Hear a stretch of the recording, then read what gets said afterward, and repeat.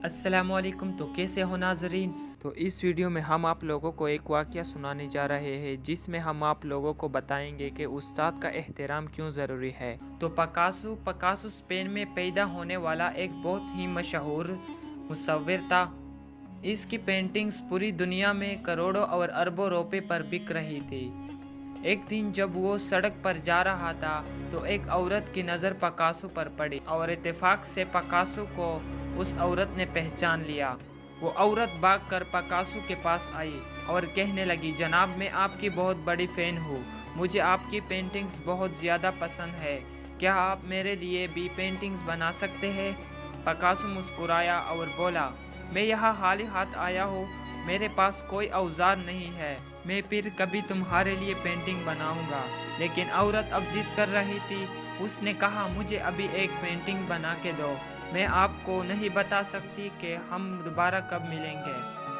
Picasso ने फिर अपनी जेब से कागज़ का एक छोटा सा टुकड़ा निकाला और अपने कलम से कागज़ पर कुछ खींचने लगा। तकरीबन 10 मिनट में पिकासो ने कागज़ पर एक पेंटिंग बनाई, उस औरत के हवाले किया और कहा, ये पेंटिंग ले लो, तुम्हें इसकी $1 मिलियन तक मिल सकते हैं। औरत बहुत हैरान हुई। उसने सोचा कि मेरे ख्याल से पिकासो मुझे उल्लू बना रही है। जल्दी से ये काबिल इल्म पेंटिंग सिर्फ 10 मिनट में बनाई और ये मुझे बता रहा है कि ये पेंटिंग $1 मिलियन की पेंटिंग है।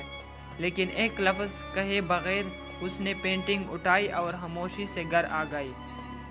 उसका ख्याल था कि पिकासो उसे बेवकूफ़ बना रहा था। वो बाज़ार गई और पिकासो की बनाई हुई पेंटिंग की कीमत दरियाफ्त की। जब उसे पता चला कि ये पेंटिंग $1 मिलियन तक हासिल कर सकती है तो उसकी खैरत की इंतहा न रही। वो दोबारा पिकासो के पास भाग कर आई और कहने लगी, जनाब आप ठीक कह रहे हैं, इस तस्वीर की कीमत तकरीबन $1 मिलियन है।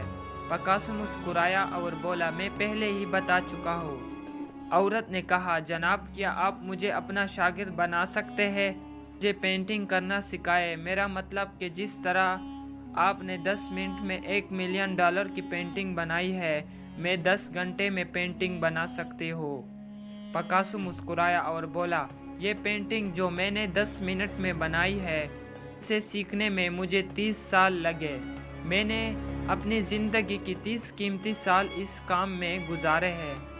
औरत ने चौंक कर पिकासो की तरफ सिर्फ देखा।